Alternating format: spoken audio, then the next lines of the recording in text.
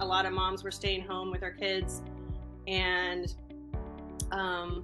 our mother decided that she wanted to go back to school and get her degree and get her PhD and become a professor. And at the time, that wasn't really an easy task. And watching her make that happen and fight for that, I've kept that my whole life. It was actually a challenge for her to get her PhD.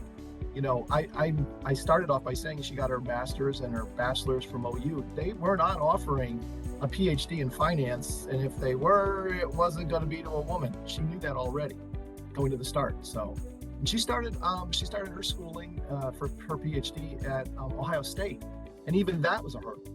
So, you know, you're talking about someone who has already, you know, in the past, and this isn't that long ago, right? We're talking about 80s.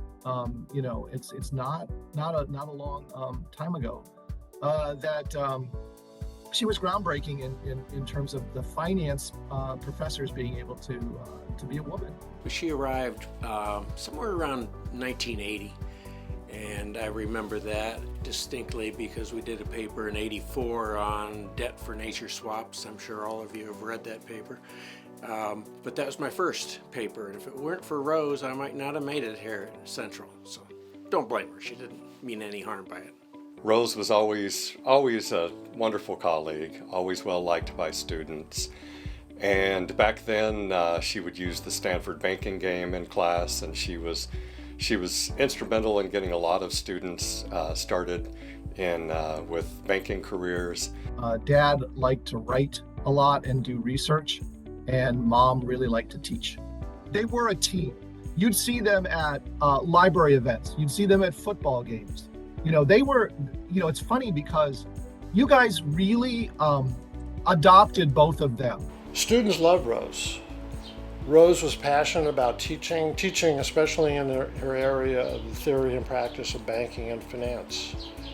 Rose, to me, I saw her as being very sympathetic and supportive to students, most importantly.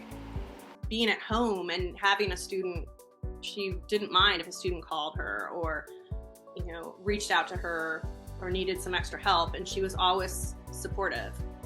Oh, Rose is this wonderful, authentic, welcoming person. You can't dislike Rose. We would go to breakfast at Lars and Lear, and Rose always had one rule for the students, that they couldn't ask any questions before she'd had some coffee.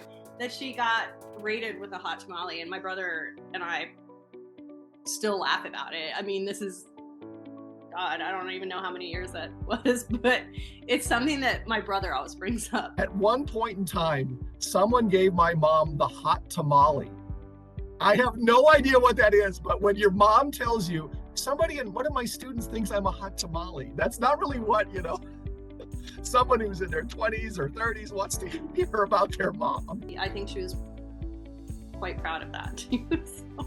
Thank you for, you know, being an impact in my life. And I've had almost 32 years of banking experience at Comerica Bank. And, you know, as a junior, I was trying to figure out, do I want to be a CPA? Do I want to be in the finance world? And